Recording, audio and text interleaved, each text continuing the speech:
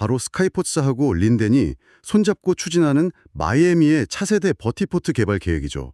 네, 요즘 아주 뜨거운 프로젝트입니다. 그렇죠.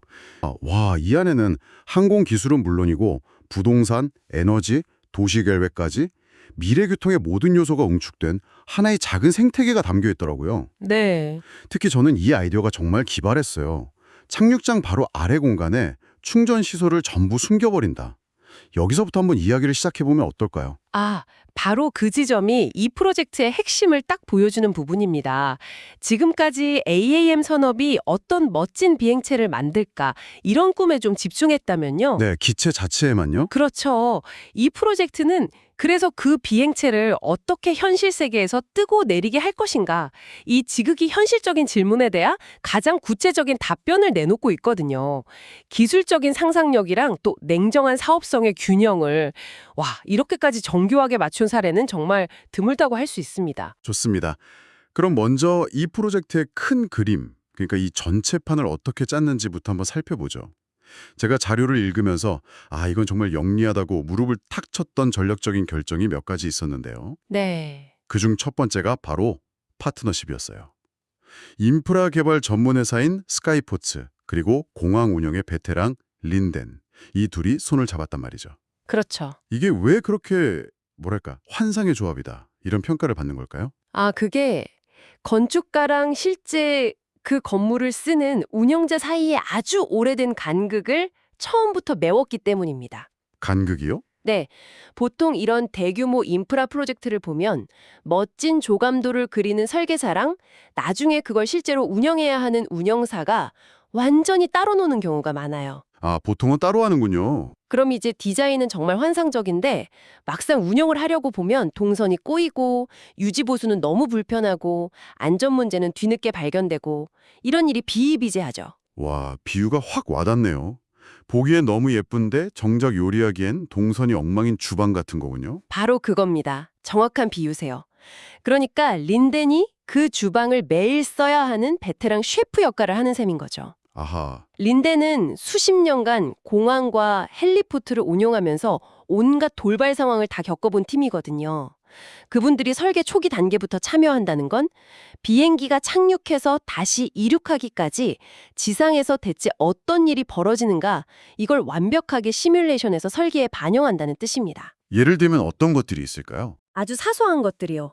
예를 들어 이쪽으로 승객을 내리면 바람 때문에 문이 세게 닫힐 위험이 있다. 아니면 소음이 이쪽 방향으로 퍼지니까 방음벽은 저기에 세워야 민원을 줄일 수 있다. 와, 그런 디테일까지요? 그럼요.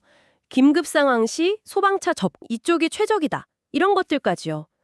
이런 디테일이 모여서 나중에 발생할 수 있는 운영 리스크랑 비용을 정말 수십억 원 이상 절감시키는 겁니다. 야, 이게 바로 첫 단추를 제대로 꿰는 것의 힘이죠. 설계도 위에 현실의 경험을 덧칠하는 작업이군요.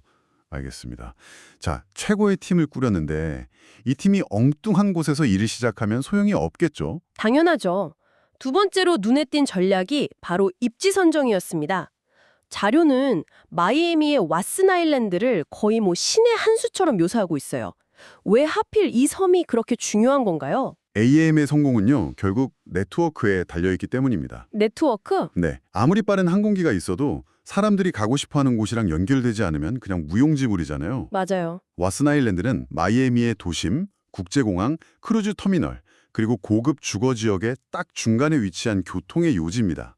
딱 중심이네요. 네, 여기에 첫 번째 거점, 그러니까 허브를 제대로 딱 만들면 이 허브를 중심으로 공항이나 외곽 지역으로 뻗어나가는 노선들, 즉 스포크를 붙이기가 아주 수월해집니다. 네트워크 효과의 시작점으로서 최적의 위치인 거죠. 그러니까 단순히 접근성이 좋다는 걸 넘어서 미래 노선 확장의 중심축이 될 수 있는 곳이다. 이런 의미군요. 그리고 더 중요한 현실적인 이점이 있습니다. 뭐죠? 바로 그곳이 기존 헬리포트 부지라는 점이라는 점이요. 만약에 완전히 새로운 곳에 버티포트를 짓겠다고 한번 생각해 보세요. 도시계획 변경해야죠. 환경영향 평가 받아야죠. 그리고 무엇보다 주민들의 소음 반대 시위. 와, 생각만 해도 머리가 아프네요. 아마 첫 삽을 뜨기까지 10년에 걸릴지도 모릅니다. 하지만 이미 수십 년간 헬리콥터가 뜨고 내리던 곳으로 활용하면 그 모든 규제와 민원 리스크의 상당 부분을 그냥 피해갈 수 있습니다. 이야, 가장 어려운 허들을 가장 쉬운 방법으로 뛰어넘은 아주 영리한 선택이었네요. 맞습니다. 정말 현실적인 고민의 결과네요. 그리고 이 현실적인 접근법의 정점을 찍는 세 번째 전략. 이게 바로 현금 흐름 기반의 전환 전략이었는데요. 이 부분이 저에겐 가장 인상 깊었어요. 아, 단계적 접근법 말씀이시군요. 네. 미래를 마냥 기다리면서 돈을 쓰는 게 아니라 현재를 운영하며 돈을 벌면서 미래를 준비한다. 이 방식 말이죠. 네, 그게 바로 투자자들이 이 프로젝트에 열광하는 진짜 이유입니다. 아, 여기서 잠깐 청취자분들 중에 EVTOL이라는 용어가 좀 생소한 분들을 위해 간단히 짚고 넘어가면 좋을 것 같아요. 아, 네, 좋죠. 전기로 구동되는 수직 이착륙 항공기. 말하자면 미래의 전기 에어택시라고 생각하시면 제일 쉽습니다. 맞아요. 바로 그 EVTOL이 아직은 상용화 전이잖아요. 보통 이런 미래 산업은 상용화될 때까지 계속 투자만 해야 하는데 이들은 다르다는 거죠. 그렇습니다. 상용화 지연이라는 게 미래 기술 기업의 가장 큰 악몽이거든요. 그렇죠. 돈은 계속 들어가는데. 네, 기체 인증이 2년, 2년 늦어질 때마다 수백억 들여 지은 인프라는 그냥 거대한 고철 덩어리가 될 수 있는 거죠. 네. 근데 스카이포츠랑 린드는 처음부터 3단계 전략을 짰습니다. 3단계요? 네, 1단계는 기존 헬리콥터 운영을 더 활성화해서 즉각적인 수익을 냅니다. 뭐 관광 비행이나 VIP 수송 같은 걸로요. 아, 일단 있는 걸로 돈을 번다. 그렇죠. 그러면서 2단계로 그 돈을 바탕으로 해서 EVTOL 실증 운항을 시작하고 충전 인프라를 조금씩 구축하는 겁니다. 마지막 3단계가 되어서야 본격적인 EVTOL 상용 네트워크로 확장하는 거죠. 와, 비유하자면 레스토랑을 개업하기 전에 그 자리에서 먼저 수익 좋은 푸드트럭을 운영하면서 공사비를 버는 것과 같은 느낌이네요. 하하, 완벽한 비유입니다. 기존 사업의 현금 흐름이 미래 사업의 불확실성을 막아주는 일종의 완충제 역할을 하는 겁니다. 그렇군요.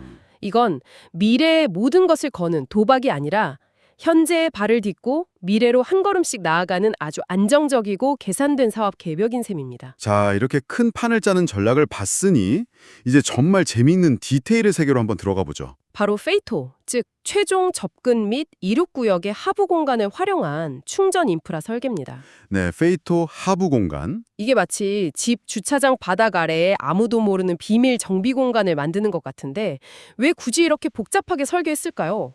그냥 옆에 주유소처럼 충전기를 세워두면 안 되는 건가요? 아, 바로 그 질문에 대한 답에 이 프로젝트의 기술적 탁월함이 모두 담겨 있습니다. 오. 이 지하화 설계는요, 최소 3가지 문제를 한 번에 해결하는 신의 한 수입니다. 3가지나요? 네. 첫째는 단연 안전과 열 관리입니다. EVTO를 단 몇 분 만에 충전하려면요. 상상 초월의 고출력 전기가 필요하거든요. 잠깐만요. 상상 초월의 고출력이라고 하셨는데 이게 어느 정도 수준인지 감이 잘 안 와서요? 좋은 질문입니다. 자료에 나온 수치를 좀 비유해서 설명드리자면 테슬라 같은 고성능 전기차 한 10대를 동시에 급속 충전시키는 전력을 단 하나의 항공기에 쏟아붓는 것과 비슷합니다. 10대요. 와. 거의 뭐 전기의 폭포수나 다름없죠. 이 과정에서 엄청난 열이 발생하는데 이걸 식히지 못하면 바로 화재 위험으로 이어집니다. 아, 그렇겠네요. 그런데 착륙장 아래 공간에 비워두고 자연적으로 공기가 통하게 만들면 별도의 복잡한 냉각 시스템 없이도 이 열을 아주 효과적으로 해소할 수 있는 거죠. 와, 자연 환기만으로요. 그럼 두 번째 장점은 뭔가요? 둘째는 운영 효율성입니다. 충전기가 항공기 바로 아래에 있으니까 충전 케이블이 짧아지고 전력 손실도 줄어들겠죠. 네, 물리적으로 가까우니까요. 그렇죠. 지상 요원들이 무거운 케이블을 끌고 다니면서 복잡하게 움직일 필요도 없으니까 항공기가 착륙해서 다시 이륙하기까지 걸리는 시간, 즉 턴어라운드 타임이 극적으로 단축됩니다. 항공사업에서 시간은 곧 돈이니까요. 그렇군요. 마지막 3번째는요? 마지막 셋째는 미관과 확장성입니다. 지상에는 항공기 운행에 방해되는 어떤 장애물도 없어야 하거든요. 모든 복잡한 설비를 지하에 숨기면 지상은 항상 깨끗하고 안전하게 유지되죠. 나중에 더 강력한 충전기로 교체하거나 정비하기도 훨씬 수월하고요. 듣고 보니 정말 빈틈이 없는 설계네요. 근데 여기서 한 발 더 나아가서 자료에서는 팝업 충전 장비의 가능성까지 언급을 해요. 네, 팝업 방식. 필요할 때만 땅에서 충전기가 스르륵 올라오는 방식인데 이건 좀 과한 상상력 아닐까요? 너무 영화 같은데요? 하하, 영화 같지만 사실은 가장 현실적인 해법입니다. 정말요? 공항이나 항공기 운항에서 가장 무서운 것 중 하나가 바로 FOD, 우리말로 이물질이거든요. 이물질이요? 네, Foreign Object Debris. 활주로에 떨어진 작은 나사 하나가 수천억짜리 제트 엔진을 망가뜨릴 수 있습니다. 그런데 충전기가 계속 지상에 노출되어 있으면 비바람에 부식되거나 다른 장비랑 부딪혀서 파손될 수 있잖아요. 그 파편이 그대로 FOD가 될 수 있습니다. 안전 문제였군요. 단순히 멋을 위한 게 아니었네요. 그렇죠. 팝업 방식은 사용하지 않을 때 충전기를 가장 안전한 지하 공간에 보호함으로써 장비 수명을 늘리고 이물질 위험을 원천적으로 차단하는 최고의 안전장치인 셈이죠. 와, 게다가 또 장점이 있다고요? 네, 나중에 여러 제조사의 다양한 EVTOL 기체가 들어올 때 각 기체의 충전 포트에 맞는 커넥터를 모듈처럼 교체해서 올려보낼 수도 있으니까 운영 유연성까지 확보할 수 있습니다. 이건 아마 미래 버티포트의 표준이 될 가능성이 아주 높은 기술입니다. 알겠습니다. 이런 기술적 디테일을 보다 보니까 더 큰 그림이 보이네요. 이 프로젝트는 단순히 착륙 패드 하나 짓는 게 아니라 라운지 운영, 주변 부동산 개발, 승객 서비스까지 전부 한 묶음으로 생각하고 있더라고요. 맞습니다. 왜 이렇게까지 종합적으로 접근하는 건가요? 그게 바로 이 프로젝트가 단순한 정류장이 아니라 통합 교통 서비스 허브를 지향한다는 명확한 증거입니다. 통합 교통 서비스 허브. 네. 현대 공항의 수익 모델을 생각해 보시면 쉬워요. 공항이 항공사한테 받는 이착륙료만으로 돈을 벌지 않잖아요. 그렇죠. 면세점이랑 식당, 주차장. 바로 그겁니다. 진짜 수익은 면세점, 식당, 주차장, 광고 같은 비항공 수익에서 나옵니다. 버티포트도 마찬가지입니다. 승객들이 대기하는 라운지, 연계 교통편, 주변 상업시설, 물류 서비스와 결합될 때 비로소 지속 가능한 수익 모델이 만들어지는 거죠. 결국 승객의 경험 전체를 설계하는 거군요. 맞습니다. 시간당 얼마나 많은 승객을 불편 없이 처리할 수 있는지를 나타내는 처리량, 트루풋이라는 개념이 굉장히 중요한데요. 처리량? 네, 이걸 초기 설계에 반영하지 않으면 나중에 수요가 조금만 늘어도 금방 마비 상태가 됩니다. 보안 검색대 위치, 수화물 처리 동선, 라운지 크기 이런 것들 처음부터 제대로 설계하지 않으면 나중에는 벽을 허물고 전체 구조를 바꿔야 하는 재앙이 발생하죠. 와, 그래서 처음부터 기체만 기다리는 텅 빈 인프라가 아니라 도시 교통 시스템의 일부로서 살아 숨쉬는 공간으로 접근하는 겁니다. 그리고 바로 그 지점에서 이 프로젝트의 진정한 가치가 드러납니다. 이건 마이애미라는 한 도시를 넘어서 전 세계 AAM 산업 전체에 거대한 나비 효과를 일으킬 수 있는 잠재력을 가지고 있습니다. 나비 효과라 흥미롭네요. 예를 들어서 조비나 베타 같은 EVTOL 기체 제조사 입장을 한번 생각해 보죠. 네, 제조사 입장. 그들은 자기들 비행기 개발하고 인증받기도 바쁠 텐데 저기 멀리 플로리다에 생기는 버티포트가 왜 그렇게까지 중요할까요? 훌륭한 스마트폰을 만들어도 안정적인 5G 통신망이나 통일된 USB-C 충전 표준이 없으면 무용지물인 것과 똑같습니다. 업계에서는 기체 인증만으로는 상용화가 완성되지 않는다는 말이 거의 정설처럼 통합니다. 제조사들이 아무리 멋진 EVTO를 만들어내도 막상 착륙할 곳이 없거나 착륙장마다 충전 규격이 다르고 운영 방식이 제각각이라면 절대 안정적인 서비스를 할 수가 없어요. 표준의 문제군요. 인프라 표준. 그렇죠. 스카이포츠가 만드는 것 같은 표준화되고 효율적인 인프라가 있어야 기체들이 착륙해서 다음 비행까지 준비하는 턴어라운드 시간을 예측하고 단축할 수 있습니다. 이건 곧바로 수익성 개선으로 이어지죠. 또 규제기관을 설득하기도 훨씬 쉬워집니다. 우리는 이렇게 안전하고 검증된 지상 운영 시스템 위에서 운항할 겁니다. 라고 자신 있게 보여줄 수 있으니까요. 그렇겠네요. 스카이포츠의 이런 움직임은 여러분 마음껏 비행기 만드세요. 지상 인프라라는 가장 큰 골칫거리는 우리가 해결해 놓겠습니다. 라는 아주 강력한 신호탄인 셈입니다. 기체 제조사들한테는 정말 가뭄의 단비 같은 소식이겠네요. 그렇다면 이걸 사용하는 도시와 사회의 관점에서는 어떤 가치를 찾을 수 있을까요?